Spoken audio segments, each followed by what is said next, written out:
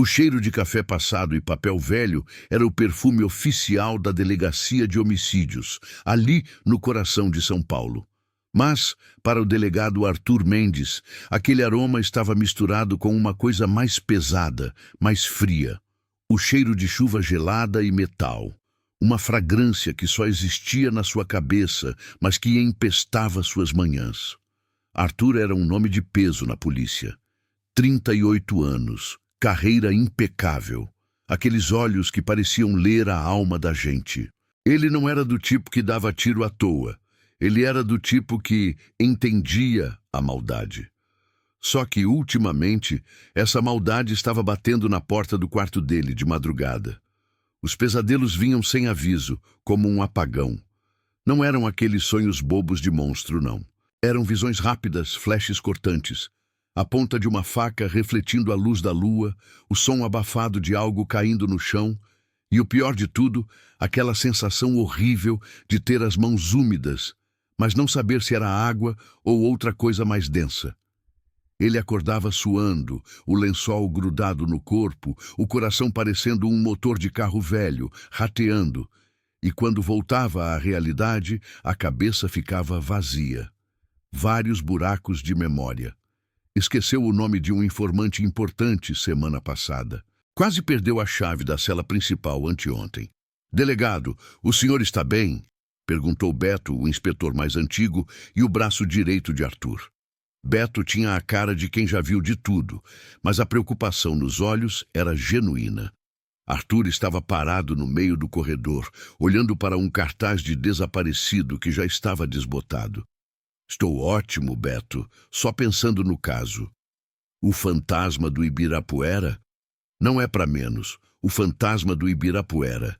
Era assim que a imprensa tinha batizado o assassino em série que estava aterrorizando a zona sul de São Paulo.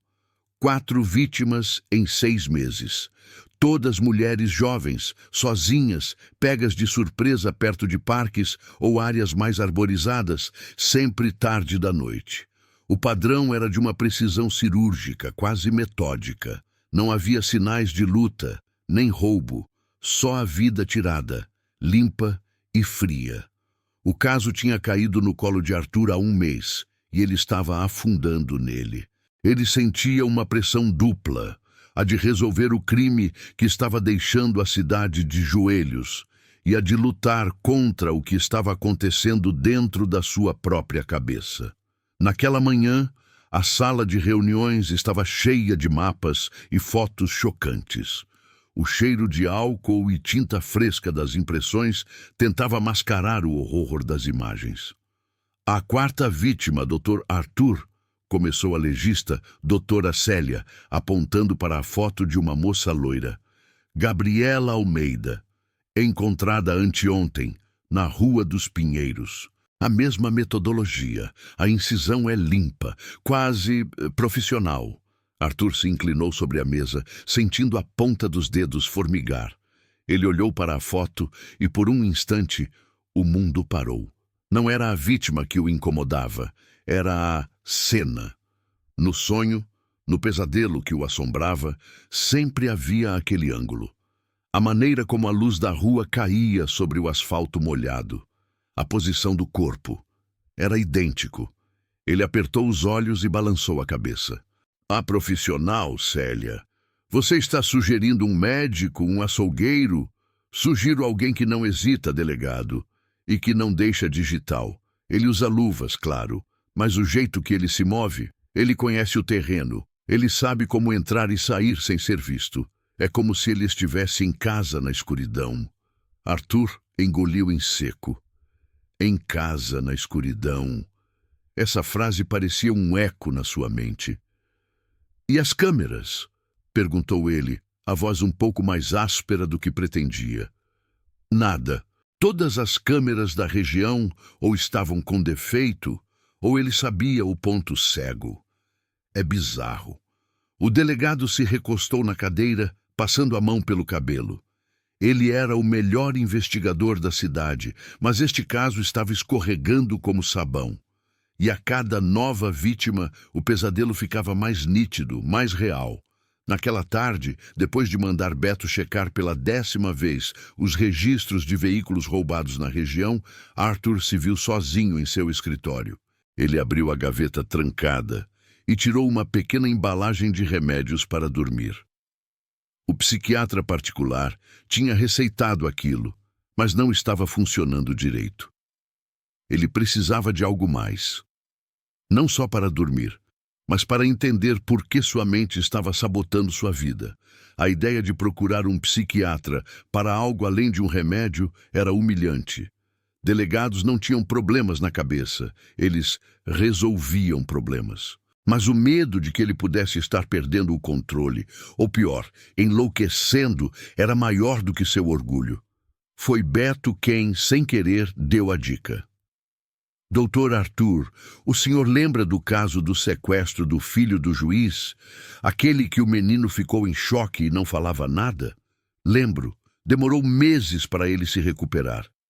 Então, a mãe levou ele num tal de Dr. Elísio Bastos. Dizem que o cara é bruxo. Não usa só conversa fiada, não. Ele usa hipnose.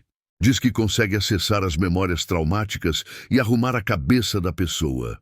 Hipnose. Arthur torceu o nariz. Parecia coisa de filme barato. Mas a desesperança era um motor potente. Ele fez a ligação de uma linha particular. Marcou a consulta sob um nome falso, usando um endereço de um bairro distante. Ele não podia arriscar que a notícia de que o delegado Arthur Mendes estava se consultando com um hipnoterapeuta vazasse para a imprensa. Seria o fim da sua credibilidade. O consultório do Dr. Elísio Bastos ficava em Pinheiros, num prédio discreto, mas elegante. Não tinha cheiro de hospital, nem de delegacia. Tinha cheiro de lavanda e madeira polida. Era um lugar que parecia feito para acalmar os nervos. Dr. Elísio era um homem na casa dos 50, com cabelo grisalho bem cortado e um olhar estranhamente penetrante. Ele não usava jaleco, vestia um terno cinza chique, mas sem ostentação. É um prazer, Sr. Silva, disse Elísio, estendendo a mão. Arthur usava o nome fictício de Augusto Silva. Arthur sentou-se na poltrona macia, sentindo-se estranhamente exposto. Doutor, eu vou ser direto. Eu não acredito muito nisso, mas estou desesperado. Elísio sorriu de canto, um sorriso que parecia entender tudo. Desespero é um bom ponto de partida, Augusto. Me diga, o que tem perturbado suas noites? Arthur, que estava acostumado a fazer as perguntas, teve dificuldade em se abrir. Mas ele forçou. Ele descreveu os pesadelos, os flashes, o frio, o metal, a chuva. Ele omitiu, claro, que estava investigando um caso de homicídio com exatamente as mesmas características que seus sonhos. E esses lapsos de memória, eles são recentes? Sim, nos últimos 6 meses, mais ou menos. Coisas pequenas no começo, mas agora está sério. Parece que há um pedaço faltando na minha cabeça. Elísio mexeu numa caneta sobre a mesa. Augusto, o cérebro humano é excelente em proteger a si mesmo. Se há um trauma, uma dor muito grande, ele constrói muros. O que você está sentindo agora não são apenas pesadelos, são os muros rachando. O material que você reprimiu está tentando sair. E a hipnose pode me ajudar a tirar esse material? Pode nos ajudar a dar uma espiada. Não é mágica, é foco extremo. É como se eu fosse um guia e você fosse o explorador. Você só vai ver o que seu inconsciente permitir. Arthur hesitou. Ele estava entregando o controle, algo que ele jamais fazia. E qual é o risco?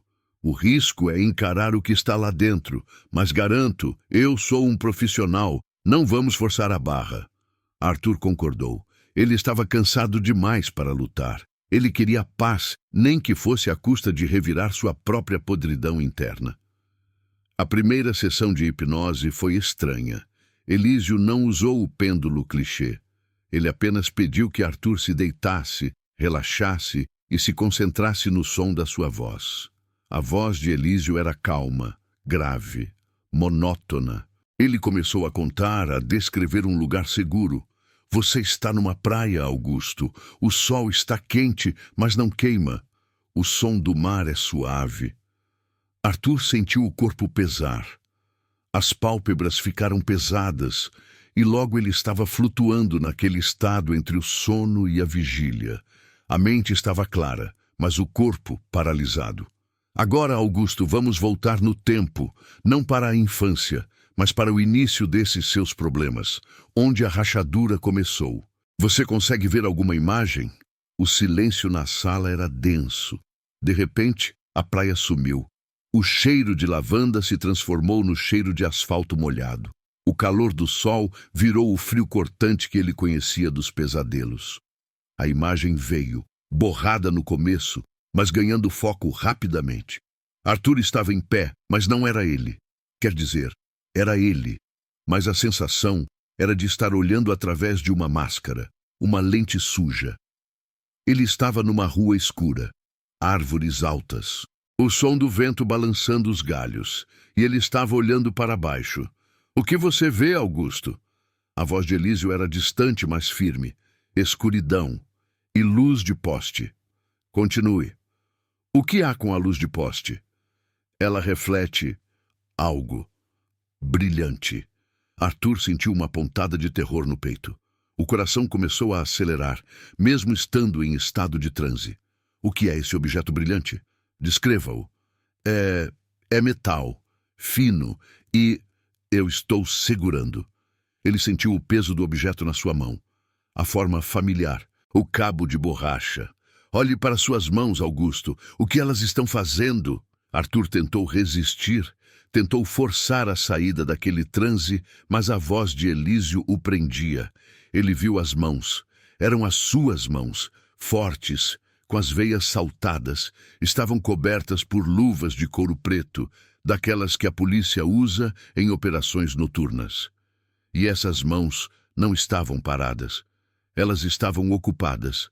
Havia um corpo no chão, a silhueta de uma mulher, mas o rosto estava escondido pela sombra. Ele não conseguia ver o rosto. O terror era palpável. A mente de Arthur gritava que aquilo não podia ser verdade.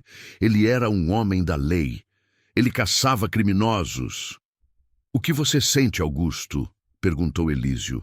Arthur sentiu o frio, o mesmo frio de todos os seus pesadelos, e sentiu uma coisa mais perturbadora. Calma. Uma calma gélida e absoluta. A sensação de ter terminado um trabalho. Eu sinto alívio. A palavra saiu da boca de Arthur, mas parecia pertencer a outra pessoa. Alívio por quê?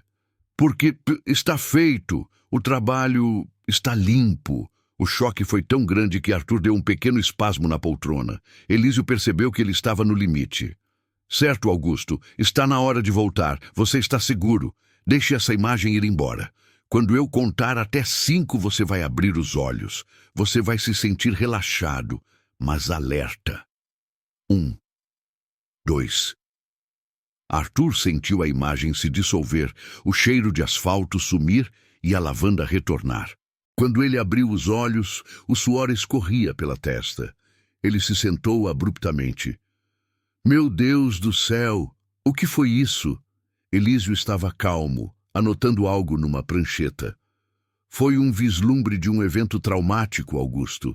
Seu inconsciente está te mostrando que você presenciou algo terrível e que você reprimiu essa memória para sobreviver. Arthur tentou respirar fundo.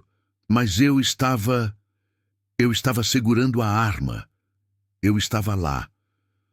Você estava na cena. Sim, mas o inconsciente é simbólico. Você pode ter se sentido responsável, ou pode ter visto o assassino e sua mente projetou você naquele lugar para que a memória não fosse tão dolorosa. Arthur, o delegado especialista em desvendar mentiras, estava lutando para acreditar na explicação que parecia mais fácil.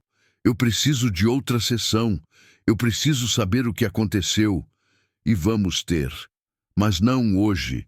Seu sistema nervoso está sobrecarregado. Arthur saiu do consultório do Dr. Elísio como se tivesse levado um soco no estômago. A sensação de alívio que ele sentiu no transe era o que mais o assustava. Não era medo ou remorso na cena, era a satisfação de um trabalho concluído. Nos dias que se seguiram, a paranoia de Arthur cresceu exponencialmente. Ele voltou para a delegacia e mergulhou no caso do fantasma do Ibirapuera, mas agora com uma lente distorcida. Ele examinava as fotos das cenas de crime, tentando encontrar um detalhe que provasse que não era ele. A incisão limpa, a precisão, a calma. Ele sabia que ele, como policial, era treinado para ser calmo sob pressão. Ele era treinado no uso de armas brancas para defesa pessoal, embora raramente usasse.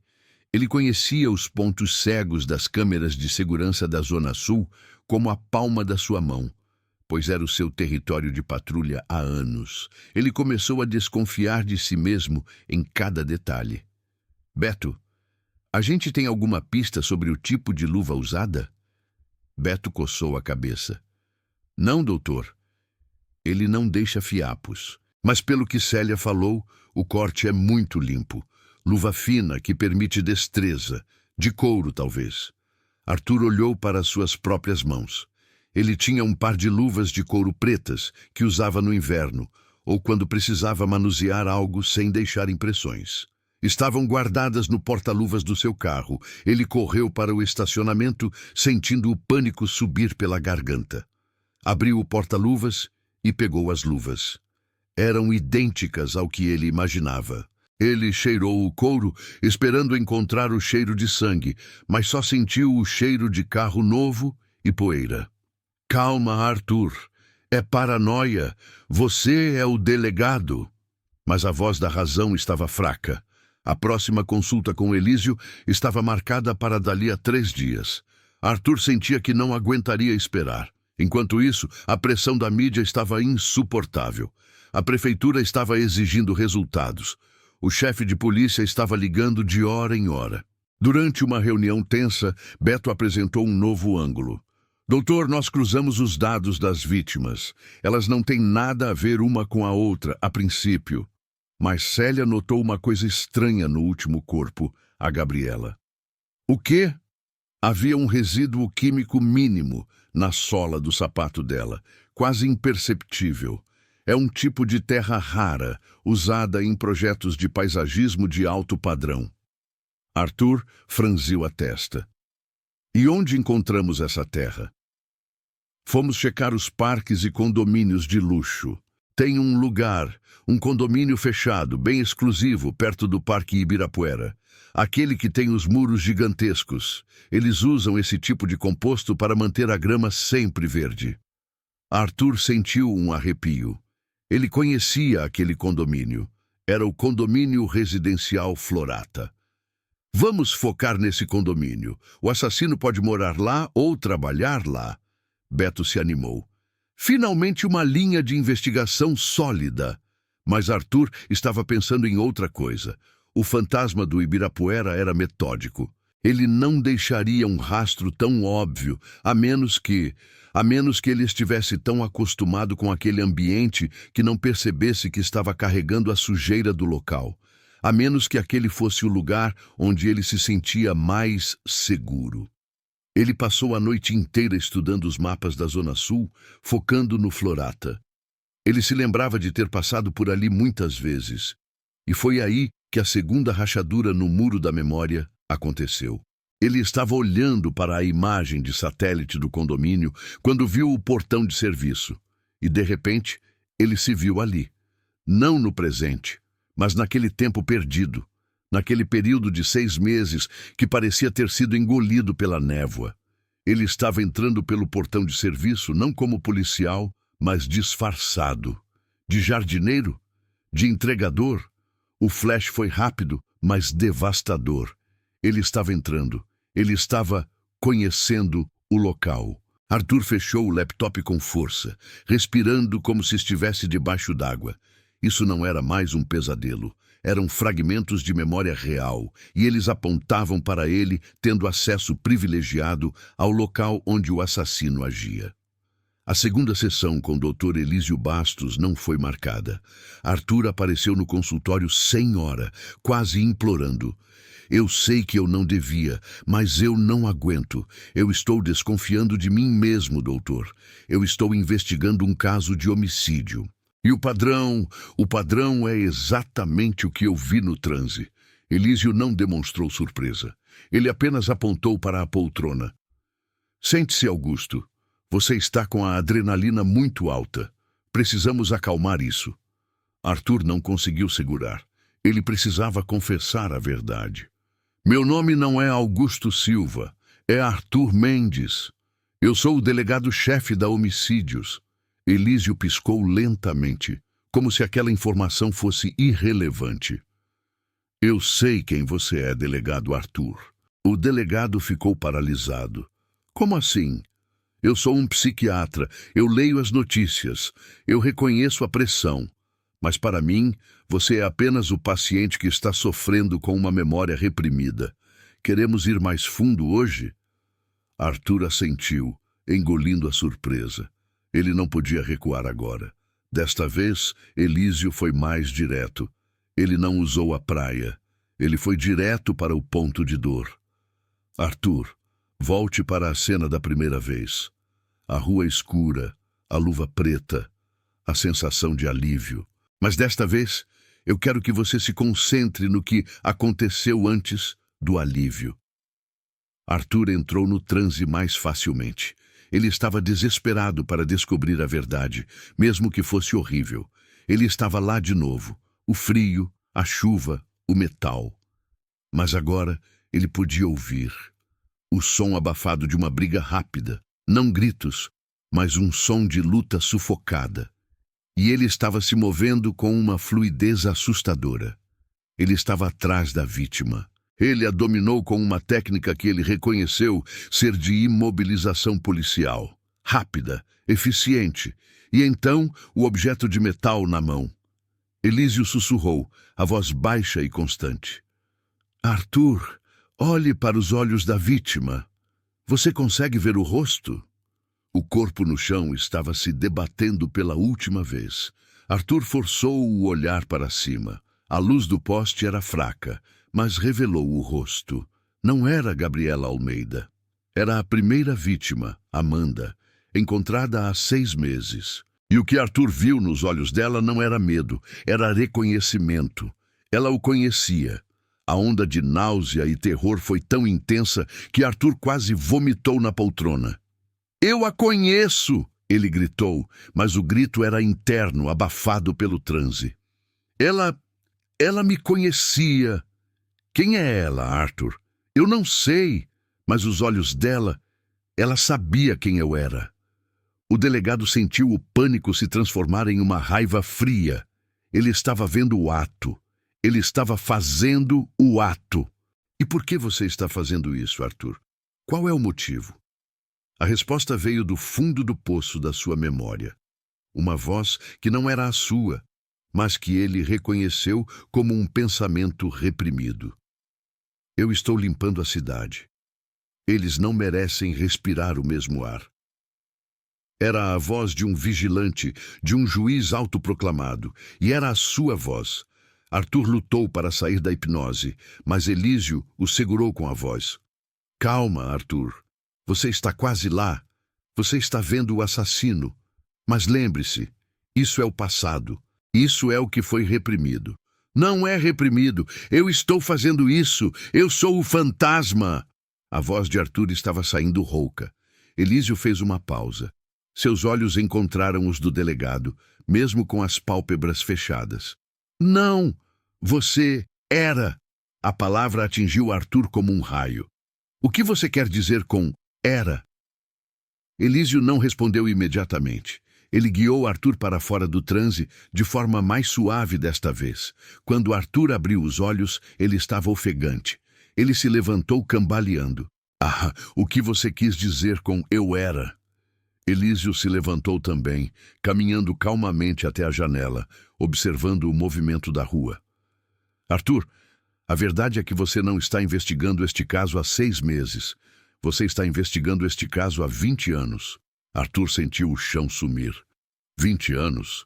Sim. Você reprimiu o trauma de ser o assassino, mas não de ser o assassino de agora. Você foi o assassino em série do passado, o açougueiro da Paulista. Você se lembra desse caso?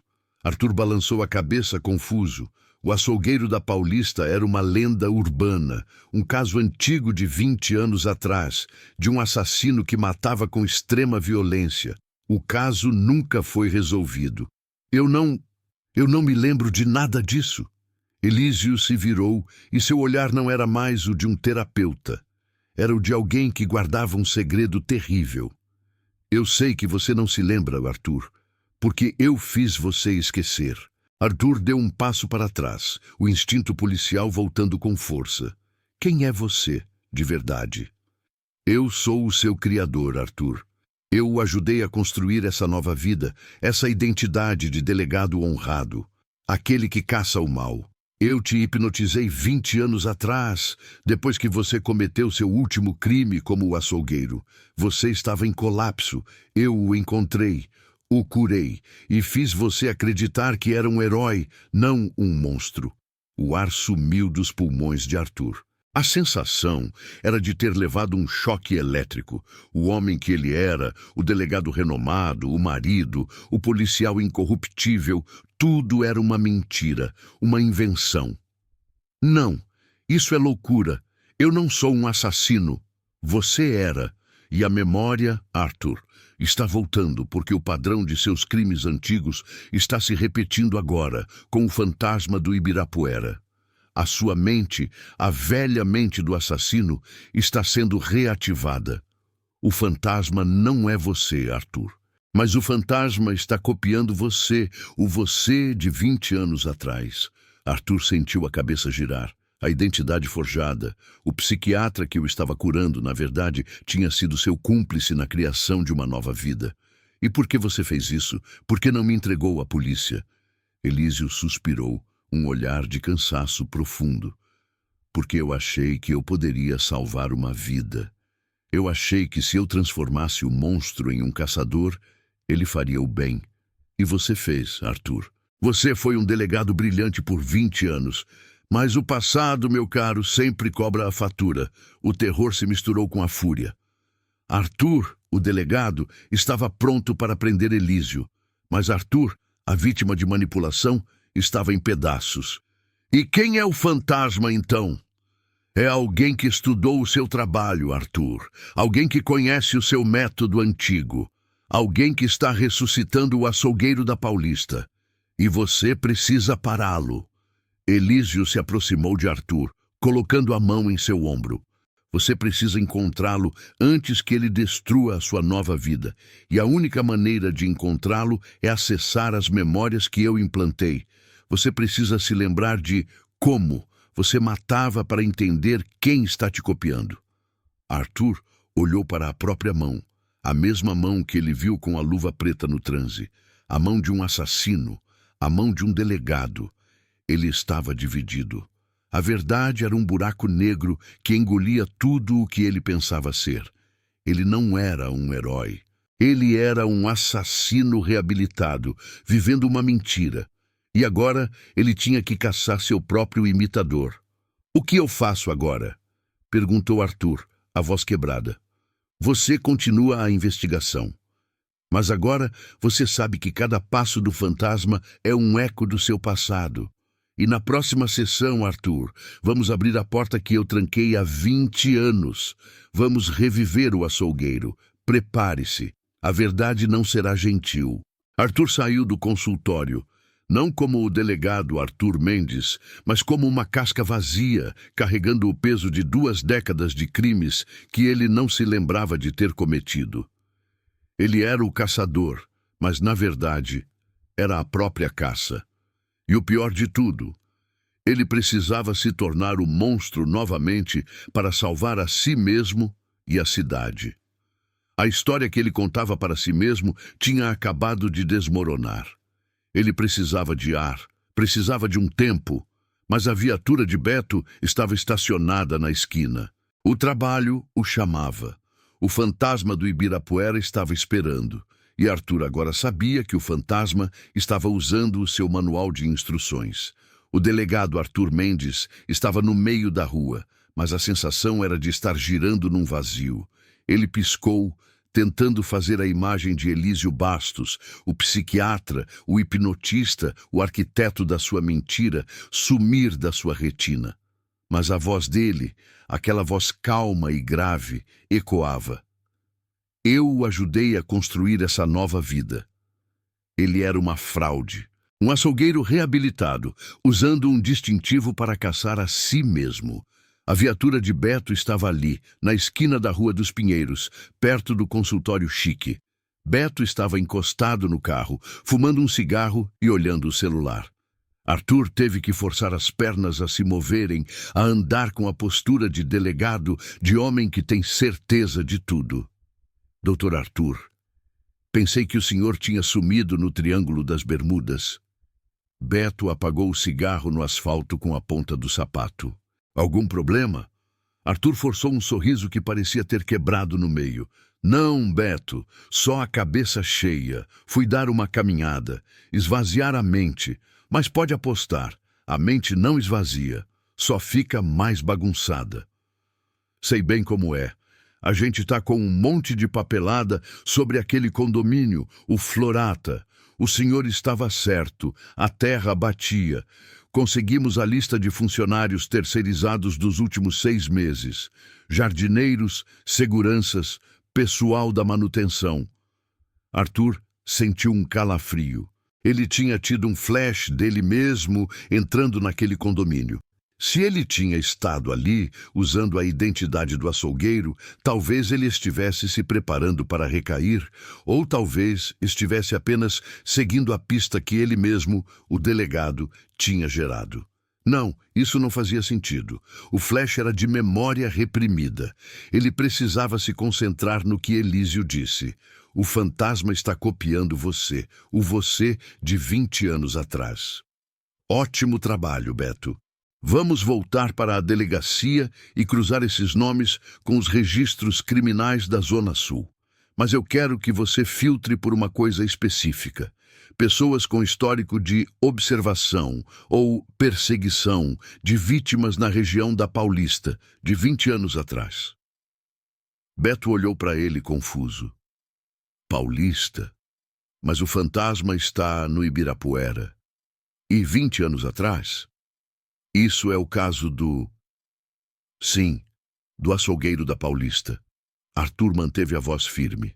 Eu sei que é um tiro no escuro, Beto, mas o padrão do fantasma é tão parecido. A frieza, o método cirúrgico. Eu sinto que ele está homenageando o açougueiro. Se ele está prestando homenagem, ele deve ser um fã. E fãs antigos deixam rastros. Beto, que confiava cegamente no instinto de Arthur, apenas assentiu. Entendido, doutor. Vou pedir para a equipe de informática cavar o mais fundo que puder nos arquivos da época. Enquanto voltavam para o centro, Arthur olhava pela janela, vendo a cidade. Ele não via mais prédios e pessoas. Ele via um palco macabro onde ele tinha interpretado 2 papéis, o criminoso e o justiceiro. O delegado que ele era estava observando o açougueiro que ele tinha sido, e ele estava apavorado. Na delegacia, Arthur se trancou em seu escritório. Ele não podia confiar em ninguém, nem mesmo em Beto. Ele era a principal peça do quebra-cabeça, e também a bomba-relógio. Ele abriu a pasta do caso do açougueiro da Paulista. Eram arquivos amarelados, digitalizados de forma precária. Havia pouco. O assassino parou de repente, sem deixar pistas. Ele sumiu no ar. O jovem Arthur, o monstro, tinha sido brilhante em sumir. Ele leu os relatórios da época, buscando entender o seu próprio modus operandi mó. O açougueiro matava mulheres que ele considerava sujas ou impuras. 20 anos atrás, o foco era na região da Paulista, que tinha uma vida noturna mais intensa. As vítimas eram sempre encontradas em becos ou áreas de pouca visibilidade, mas com uma peculiaridade. Nunca havia sangue na cena. O açougueiro as levava para outro lugar, fazia o trabalho e as depositava de volta. Arthur sentiu um frio na barriga. O fantasma do Ibirapuera também não deixava sangue na cena. A doutora Célia havia notado isso. Limpo e frio. Exatamente como ele se sentiu no transe. O que o fantasma estava copiando agora era o transporte e o descarte. Isso significava que o fantasma precisava de um lugar seguro, um abatedouro particular. O Florata, o condomínio de luxo, era a chave. Se o fantasma morava ou trabalhava ali, ele tinha o local seguro. Mas por que o fantasma começou a agir agora, 6 meses atrás? Exatamente quando os pesadelos de Arthur começaram a se intensificar. Será que o meu inconsciente não estava me alertando sobre o meu próprio passado, mas sim me dando a pista de que alguém estava usando o meu manual? Ele precisava de mais detalhes do açougueiro. Ele precisava daquela sessão profunda que Elísio prometeu. Ele ligou para o psiquiatra. Doutor Elísio, eu preciso da 3ª sessão. Agora. Arthur, eu disse para você se preparar. A porta que vamos abrir não é fácil. Eu não me importo. O fantasma está agindo com base no meu MO de 20 anos atrás.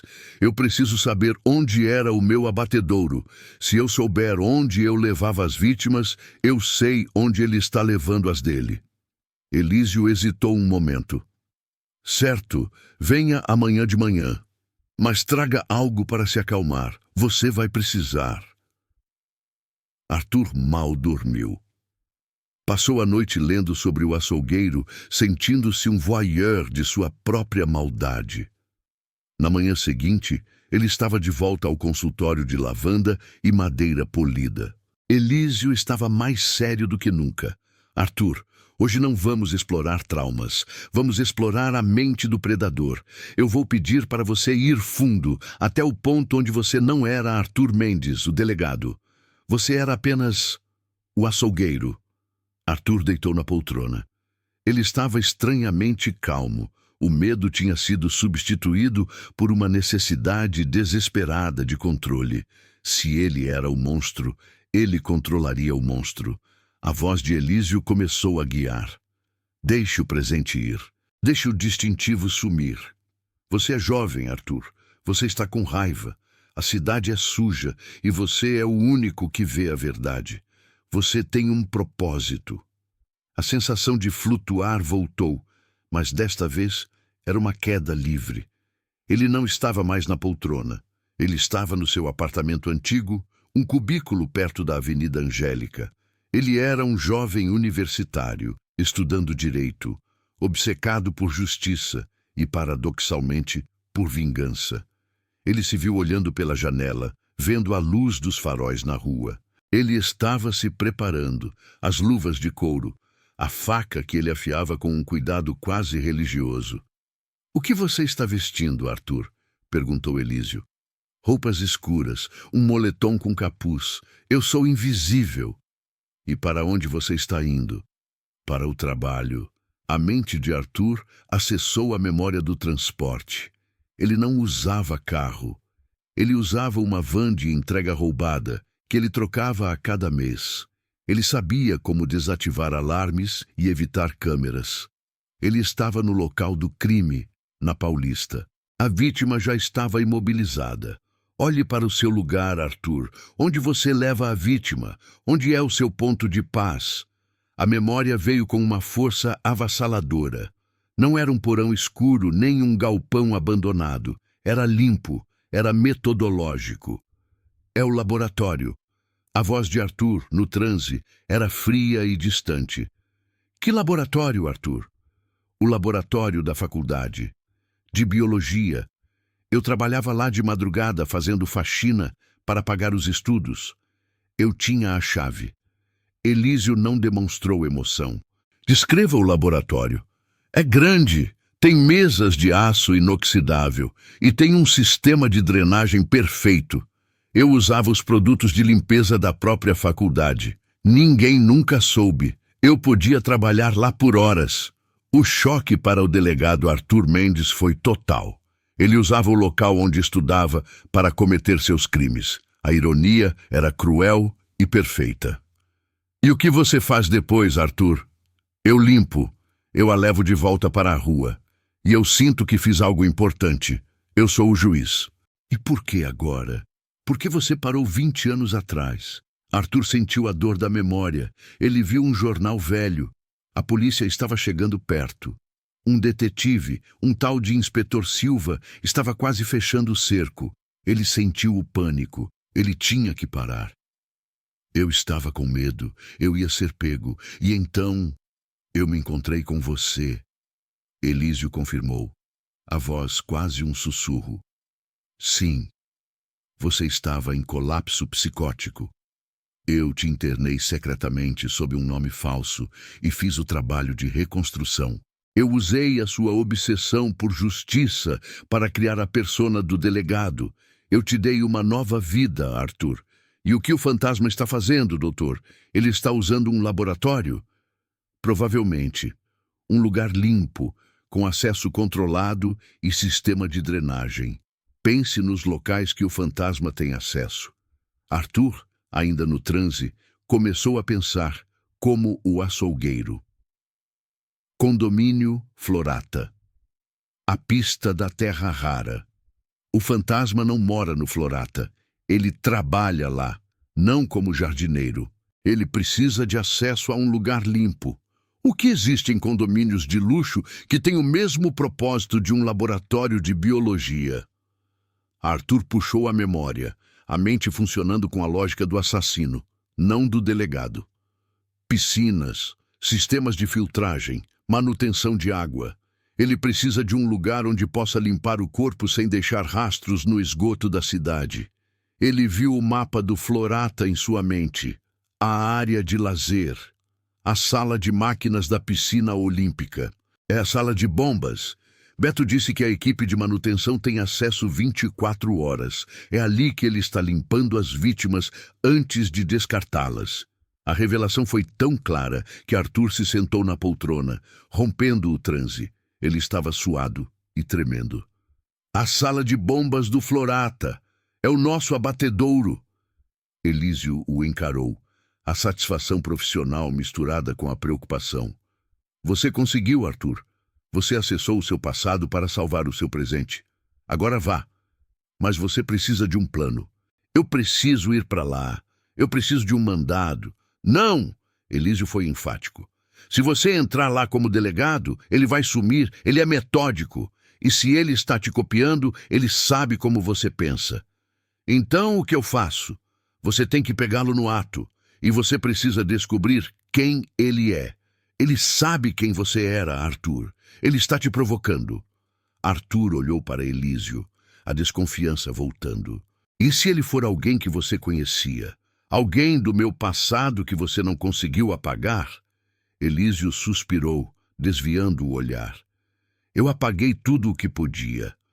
Mas alguns segredos não são meus para guardar. Arthur não podia mais confiar em Elísio, mas precisava da informação. Quem é o detetive que quase me pegou 20 anos atrás? O inspetor Silva? Ele se aposentou, mas ele foi o único que chegou perto. Ele tinha um senso de justiça muito forte. Arthur sentiu um clique. Silva. Augusto Silva. O nome que ele usou para se registrar com Elísio. Era um subconsciente de culpa ou uma armadilha plantada por Elísio? Ele não tinha tempo para resolver essa dúvida. O fantasma estava solto. Arthur voltou para a delegacia, agindo com uma calma fria que assustou Beto. Ele estava no modo açougueiro agora, pensando 3 passos à frente. Beto, esqueça os jardineiros. Quero a ficha completa dos técnicos de manutenção de piscinas e sistemas hidráulicos do Florata. Os que têm acesso à sala de bombas. Beto entregou a ele a lista filtrada. Eram apenas 4 nomes. Arthur pegou as fotos. Ele mal olhou para os rostos. Ele estava procurando pela calma nos olhos, pela metodologia nos currículos. Este aqui. Arthur apontou para a foto de um homem de meia-idade, com bigode ralo e cabelo penteado para o lado. O nome era Cláudio. Onde ele estava 20 anos atrás? Beto checou o sistema. Cláudio morava na Vila Mariana. Trabalhava como técnico de eletrônica, sem ficha criminal. E os outros? Nenhum dos outros três tinha ligação com a Paulista, nem histórico de violência. Arthur sentiu a frustração. Ele estava certo sobre o local, mas errado sobre a pessoa. Ele olhou de novo para Cláudio. Havia algo nos olhos dele, uma rigidez que Arthur reconheceu, a rigidez de quem se controla demais.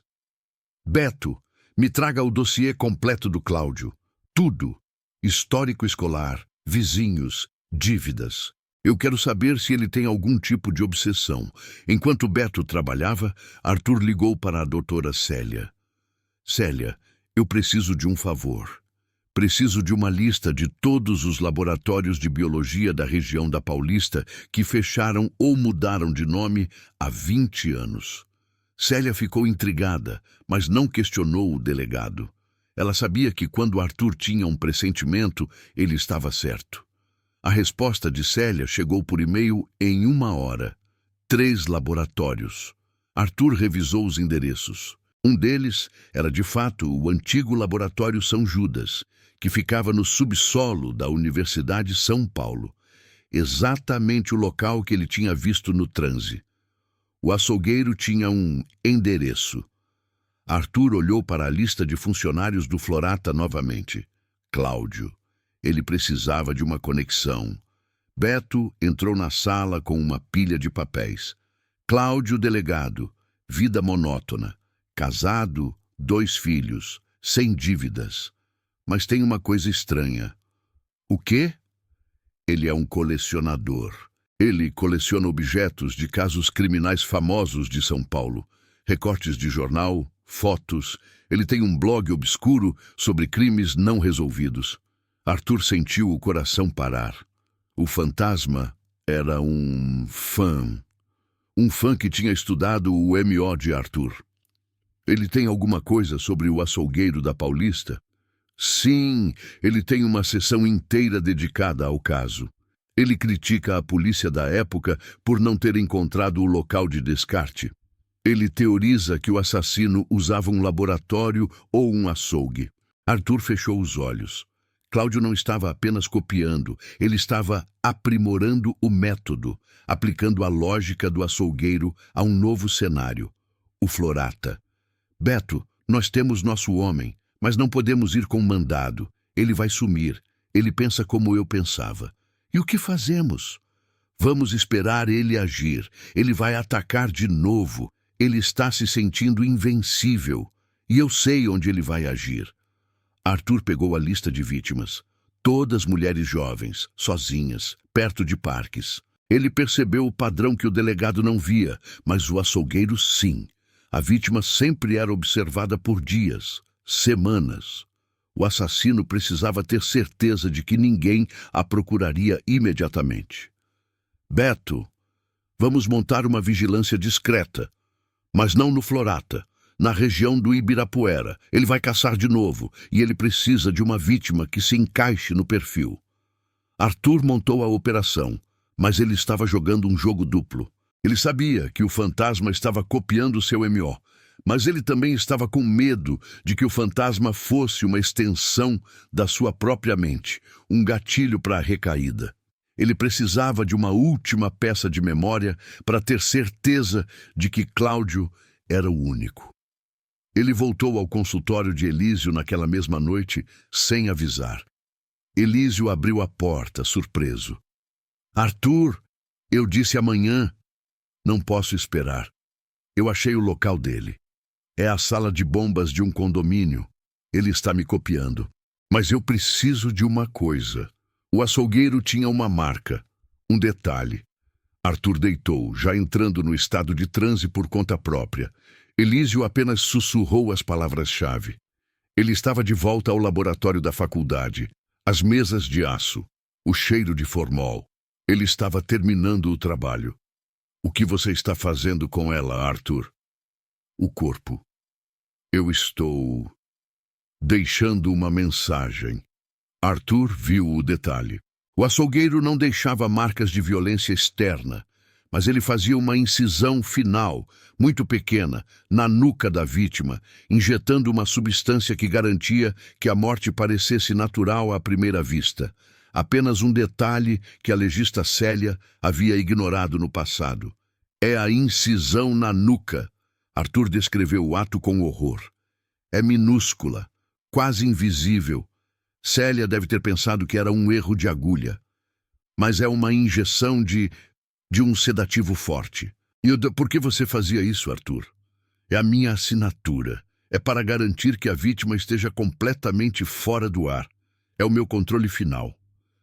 Arthur voltou do transe, a respiração ofegante. A Célia não mencionou isso nas vítimas do fantasma. Elísio pegou o telefone e ligou para a doutora Célia, usando Arthur como álibi. Doutora Célia, desculpe a hora. O delegado Arthur está aqui e ele teve um insight. Nas autópsias do fantasma, a senhora notou alguma microincisão na nuca das vítimas? Houve um silêncio do outro lado. Célia estava no laboratório, trabalhando até tarde. Sim, eu anotei como possível marca de agulha de biópsia mal sucedida. Era muito pequena. Delegado, como o senhor sabia disso? É um padrão, Célia. Um padrão que só o assassino conhece. Arthur desligou o telefone. Ele olhou para Elísio. É o Cláudio. Ele está usando a minha assinatura completa. Ele tem que ter tido acesso aos arquivos completos da polícia da época, algo que só um policial ou alguém com acesso VIP teria. Ou alguém que estudou o caso a fundo, Arthur. Ele é um fã. Ele deve ter desvendado o MO pelo resíduo de sedativo. Arthur se levantou, a decisão tomada. Ele não podia esperar. O fantasma estava prestes a atacar de novo e ele precisava agir antes que Cláudio matasse a próxima vítima e se tornasse inalcançável. Arthur dispensou Beto e os outros inspetores, alegando que precisava de uma noite para pensar sozinho. Ele estava mentindo. Ele sabia que Cláudio era metódico. E se Cláudio estava copiando o açougueiro, ele atacaria na noite mais segura, a noite de sexta-feira, quando a atenção da polícia se dividia entre o centro e a zona leste. Arthur pegou seu carro particular, um sedã discreto, e rumou para o Florata. Ele não levaria reforço. Se ele fosse pego investigando sozinho, seria demitido. Mas se ele levasse a polícia e Cláudio não estivesse lá, ele perderia a única chance de provar que não era o açougueiro. Ele estacionou a 3 quadras do condomínio. Ele vestiu roupas escuras. O velho instinto do açougueiro estava voltando, mas agora ele o usava para o bem. Ele se lembrou do flash de memória, ele entrando pelo portão de serviço. Ele se aproximou do muro alto do Florata. O portão de serviço era monitorado por uma câmera antiga. Arthur, o delegado, sabia que ela tinha um ponto cego. Arthur, o açougueiro, sabia exatamente onde era. Ele pulou o muro com uma agilidade que não sabia que ainda tinha. Ele estava dentro do território do fantasma. O condomínio era um labirinto de gramados verdes e arquitetura moderna. Ele se moveu pelas sombras como um fantasma de verdade. Ele encontrou a área da piscina. Estava vazia. O cheiro de cloro era forte, misturado com o cheiro da terra rara do paisagismo. Ele viu a porta de aço da sala de bombas, trancada com um cadeado de alta segurança. Arthur pegou no bolso uma ferramenta que ele não usava há anos, um pequeno kit de arrombamento de emergência que ele mantinha por precaução policial. Mas a destreza com que ele usou a ferramenta não era de um policial, era de um criminoso. Em segundos, a porta cedeu. A sala de bombas era quente, úmida e barulhenta. O som dos motores bombeando água era ensurdecedor. Havia canos e válvulas por toda parte. E no centro, uma mesa de aço improvisada, rodeada por baldes de produtos químicos e mangueiras de drenagem. O abatedouro. A mesa estava limpa, mas Arthur viu um resíduo brilhante, quase imperceptível. Restos de um sedativo. Ele estava lá há 5 minutos, quando ouviu um som. A porta se abriu. Não era Cláudio, era Beto. Doutor Arthur, o que diabos o senhor está fazendo aqui sozinho? Beto estava ofegante, a arma na mão. Ele tinha seguido Arthur, desconfiado de sua história. Beto, você não devia ter vindo. Este é o local do assassino. Eu sei, doutor, mas por que o senhor está invadindo? E por que o senhor arrombou a porta com essa ferramenta que parece de ladrão? Arthur não teve tempo de responder. Ouve-se um clique. Uma voz fria e calma ecoou na sala de bombas, vinda de um canto escuro. Porque o delegado sabe exatamente como um criminoso pensa, inspetor Beto. Afinal, ele o foi. Cláudio saiu da sombra. Ele não estava com uniforme de manutenção. Estava vestido de preto, com luvas de couro idênticas às que Arthur tinha no carro, e ele segurava a faca, o metal reluzindo na luz fraca da sala. «Cláudio, solte a arma!» gritou Beto, apontando a pistola. Cláudio sorriu, mas o sorriso não alcançou seus olhos rígidos. Não é uma arma, inspetor, é uma ferramenta, e eu a aprendi a usar com o mestre, o açougueiro da Paulista. Arthur deu um passo à frente, tentando proteger Beto. Você me estudou, Cláudio, mas você não me conhece. Eu conheço você melhor do que você mesmo se conhece, Arthur Mendes. Eu sei que você se tornou um herói, mas você sempre foi o juiz. Eu li cada detalhe do seu caso, mas a polícia falhou em encontrar o seu laboratório.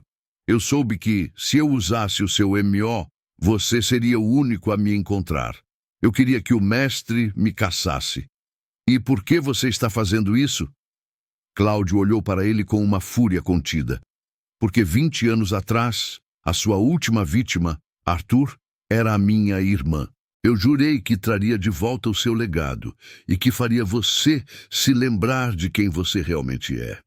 O choque final atingiu Arthur. A última vítima do açougueiro, aquela que o levou ao colapso e à criação da nova identidade, era a irmã de Cláudio. Cláudio avançou, não contra Beto, mas contra Arthur. Você tirou a vida dela e depois tirou a sua própria identidade. Eu vou fazer você pagar 2 vezes. Beto disparou um tiro de aviso que ricocheteou no chão de concreto, mas Cláudio era rápido, movendo-se com a precisão que Arthur reconheceu como sua própria técnica de luta. A sala de bombas se transformou em um campo de batalha. Arthur precisava lutar contra o imitador, mas ele estava lutando contra a memória de si mesmo. Ele tinha que usar a técnica do açougueiro para derrotar o fantasma, arriscando reviver o monstro para salvar seu parceiro. A linha entre o delegado e o assassino tinha acabado de desaparecer completamente. A sala de bombas virou um inferno de barulho e metal. Cláudio, o fantasma, não estava ali para capturar, estava ali para destruir Arthur. E ele atacou com a fúria e a precisão que só um fã obsessivo, que estudou cada passo do seu ídolo, conseguiria replicar. Beto gritou, tentando se posicionar, mas Cláudio ignorou o inspetor. Seus olhos estavam fixos em Arthur e a faca veio num arco baixo, visando o abdômen, um movimento que o açougueiro da Paulista usava para desarmar a vítima antes de imobilizá-la. Arthur não pensou. Ele reagiu. O corpo do delegado, treinado por anos de defesa pessoal policial, mas agora ativado pelo chip da memória ancestral do açougueiro, desviou com uma fluidez assustadora. Ele agarrou o pulso de Cláudio. Você está lento, Cláudio. Arthur rosnou, a voz grave, quase irreconhecível. Cláudio sorriu, um sorriso de satisfação. O mestre está ensinando. A luta era um balé perigoso. Cláudio usava movimentos de corte. Arthur usava bloqueios e pontos de pressão. Beto tentou se aproximar, mas a adrenalina e a técnica de Cláudio o mantinham afastado. Cláudio não estava lutando para sobreviver, estava lutando para provar um ponto. Arthur percebeu a falha. Cláudio era um imitador, mas não um criador. Ele copiava o estilo do açougueiro de 20 anos atrás, que era mais focado na dominação do que na brutalidade imediata. Em um movimento rápido, Arthur usou a força centrífuga do ataque de Cláudio. Ele girou o braço de Cláudio, não para quebrar, mas para desequilibrar. A faca voou e bateu contra uma tubulação, caindo no chão com um baque seco. Cláudio cambaleou, mas tentou um golpe de cotovelo. Arthur previu. Ele se abaixou, pegou Cláudio pela cintura e o jogou contra a parede de concreto, usando uma técnica de imobilização que ele havia visto em seu transe. O golpe que finalizou a irmã de Cláudio. Cláudio caiu, ofegante, mas não derrotado. Beto, finalmente encontrando uma abertura, correu e chutou a faca para longe, apontando a arma para Cláudio. Parado! Polícia! Arthur estava sobre Cláudio, o peso do seu corpo o esmagando. Ele sentiu o cheiro de suor e cloro, e sentiu uma estranha calma, a mesma calma que o aterrorizava nos seus pesadelos. O açougueiro tinha vencido o fantasma. Cláudio olhou para Arthur, não com ódio, mas com uma admiração doentia. Você se lembra agora, Arthur? O cheiro do metal? O alívio? Você se lembra da minha irmã? Arthur apertou a mandíbula. Eu me lembro. Você está preso, Cláudio. Beto algemou Cláudio com as mãos trêmulas. Ele olhou para Arthur, os olhos arregalados de confusão. Doutor Arthur, o que aconteceu aqui? Como o senhor sabia lutar assim? Ele disse. Ele disse que o senhor era... Ele é um lunático, Beto. Arthur se levantou, limpando o suor frio da testa. Ele precisava controlar a narrativa. Ele me estudou. Ele pensou que se eu caísse na armadilha dele, eu teria um colapso e ele me mataria. Ele é perigoso, Beto. Muito perigoso. Beto estava visivelmente abalado. Ele tinha visto a ferocidade de Arthur, mas ele tinha uma lealdade cega ao delegado. Certo, doutor. Eu cubro o senhor. A gente diz que encontramos a porta arrombada e que ele nos emboscou. O senhor agiu em legítima defesa. Eu não vi nada. Arthur assentiu, sentindo o peso da nova mentira. Beto não tinha visto nada, mas sabia de tudo. Eles chamaram o apoio, alegando que Beto havia seguido uma pista e Arthur havia chegado para reforçar. A sala de bombas foi isolada. O fantasma do Ibirapuera estava finalmente capturado. A delegacia explodiu em euforia. O delegado Arthur Mendes era o herói da cidade mais uma vez. A imprensa o idolatrava. O chefe de polícia o abraçou, mas Arthur estava vazio. Ele sentou-se na sua cadeira, olhando para a pasta do Cláudio. Cláudio confessou tudo rapidamente. Ele detalhou como estudou o caso do açougueiro, como descobriu que a polícia na época havia falhado em notar o local de descarte e a microincisão na nuca das vítimas. Ele descreveu a obsessão pela vingança e o desejo de fazer Arthur Mendes, o delegado, pagar por ter roubado a vida do açougueiro, o assassino de sua irmã. A confissão de Cláudio era a redenção de Arthur. Cláudio era o fantasma. Arthur era o delegado. A verdade sobre o açougueiro da Paulista poderia permanecer enterrada. Mas Arthur não podia mais viver com a mentira de Elísio Bastos. Ele marcou um último encontro com o psiquiatra. Não no consultório, mas em um café discreto, na Avenida Faria Lima. Elísio chegou, impecável em seu terno, com a mesma calma perturbadora. Parabéns, Arthur. Você o pegou. Minha terapia funcionou. O caçador venceu o monstro. Arthur colocou a xícara de café na mesa. O som era um estalo seco. Você não me curou, Elísio. Você me criou. Você me deu uma identidade falsa para limpar a sua consciência, porque você achou que tinha o direito de brincar de Deus. Elísio não recuou. Eu salvei uma vida, Arthur. Eu salvei a sua alma da prisão e usei sua fúria para proteger milhares de outras vidas. Você foi um herói por 20 anos. Você fez a coisa certa. E se eu tivesse recaído? Se o Cláudio tivesse me forçado a lembrar e eu tivesse voltado a ser o açougueiro? Eu estava monitorando você, Arthur. Eu teria intervindo, mas você é mais forte do que pensa. Você escolheu a luz. Arthur sentiu uma pontada de pena e nojo por Elísio. O psiquiatra era tão metódico e controlador quanto o açougueiro. O meu passado está resolvido, Elísio, mas o seu crime não. Manipular a mente, implantar uma identidade, isso é ilegal. Elísio sorriu de canto, aquele sorriso que entendia tudo. E quem você acha que a polícia vai acreditar, Arthur? No delegado herói, que acabou de prender um assassino em série, ou no psiquiatra que o ajudou a lidar com um trauma de infância? Além disso, se você me denunciar, Arthur, o seu passado volta à tona. Você acha que Beto vai manter o segredo se a verdade vier à tona? Arthur sentiu a armadilha. Elísio tinha certeza da sua impunidade. Eu não vou te denunciar, Elísio. Não agora. Mas se você tentar me hipnotizar de novo, se você tentar tocar na minha mente ou na minha vida, eu juro que vou te encontrar e vou te desmantelar peça por peça. Eu não sou mais o seu experimento. Elísio o encarou por um momento, reconhecendo a ameaça. Arthur não estava falando como delegado, estava falando como o açougueiro. Entendido, Arthur, que você encontre a paz. Arthur saiu do café sem olhar para trás. Ele sabia que a paz era uma ilusão. Ele era um homem feito de retalhos, costurado por um psiquiatra louco.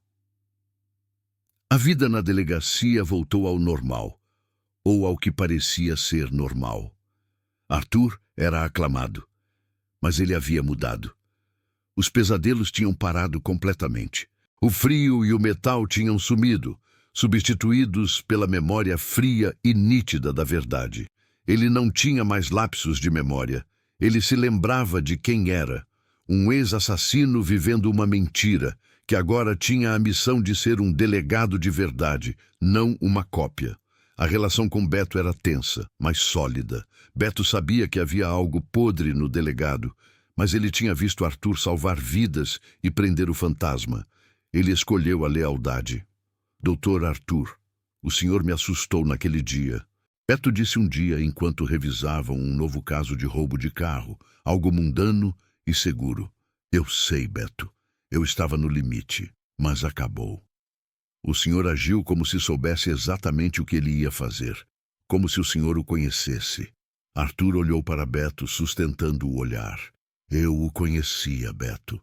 Eu conheço o mal. E agora, eu o conheço melhor do que nunca. Arthur continuou sua vida, mas agora sob uma nova perspectiva. Ele era o delegado Arthur Mendes, mas ele carregava dentro de si o conhecimento do açougueiro. Ele usava essa sombra para antecipar os criminosos, para entender a maldade da cidade. Ele era um herói forjado na mentira, mas que, ao encarar a verdade, decidiu que a sua nova identidade era mais forte do que o seu passado. Ele nunca mais procurou Elísio Bastos. Ele nunca mais usou a hipnose. O delegado Arthur Mendes caminhava pelos corredores da delegacia de homicídios, sentindo o cheiro de café e papel velho. Mas de vez em quando a noite caía e as luzes da Zona Sul piscavam lá fora, ele sentia o frio. Não o frio do medo, mas o frio da certeza. Ele era um homem que havia se quebrado e sido reconstruído. E ele sabia que, embora a cidade o visse como um farol de justiça, ele era, na verdade, a sombra mais perigosa que já havia caçado. E era exatamente assim que ele gostava de ser. Ele era o delegado, e ele era o segredo mais bem guardado de São Paulo. E agora ele estava finalmente em paz com isso.